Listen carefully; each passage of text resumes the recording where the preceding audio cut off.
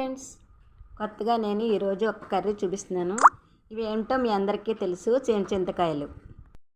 Curry వండుకోవడానికి ఈ గింజలన్నీ ఇలా తీసుకుని లోపల బ్లాక్ అంతా తీసేసి వైట్ ఇందులో వేసుకుని కర్రీకి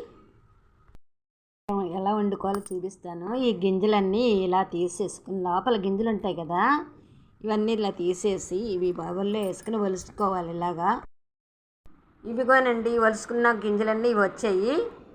కర్రీలో ఏమేమి పదార్థాలు వాడితే కర్రీ బాగుంటుందో చూసేద్దాం రండి. చింతకాయ గుళ్ళు కర్రీకి కావాల్సిన పదార్థాలు: చింతకాయ గుళ్ళు, మామిడికాయ ముక్కలు, ఉల్లిపాయ ముక్కలు, పచ్చిమిరపకాయ ముక్కలు, కరివేపాకు, జీలకర్ర ధనియాల పొడి, ఉప్పు, పసుపు, కారం ఇవన్నీ వేసి మనం కర్రీ చేసుకుందాం. మూకిట్లో ఆయిల్ పోసుకుందాం. స్టవ్ వెలిగించుకుని పైన కళాయి పెట్టుకుని ఆయిల్ పోసుకుందాం.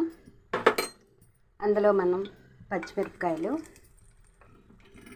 ఉల్లిపాయలు, కరివేపాకు, మామిడికాయ ముక్కలు అన్నీ వేసి అందులోనే ఈ గుళ్ళన్నీ వేసేసి ఉప్పు, పసుపు, కారం, ధనియాల పొడి అన్నీ ఉన్నాయి కదా, అవన్నీ కూడా వేసేసుకుందాం. అన్నీ వేసుకున్న తర్వాత ఇలా కలుపుకోవాలి. ఒకసారి కలిపేసి కొంచెం వాటర్ పోసేసి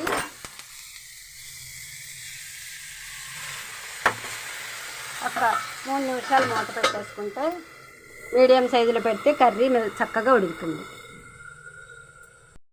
అప్పుడప్పుడు మూత తీస్తూ కదుపుతూ ఉండాలి. మధ్యలో ఇలా కదుపుతుంటేనే స్మెల్ గుమగుమలాడుతుంది.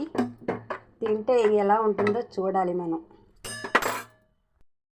కర్రీని ఒకసారి కలిపి ఎలా ఉందో చూద్దామా.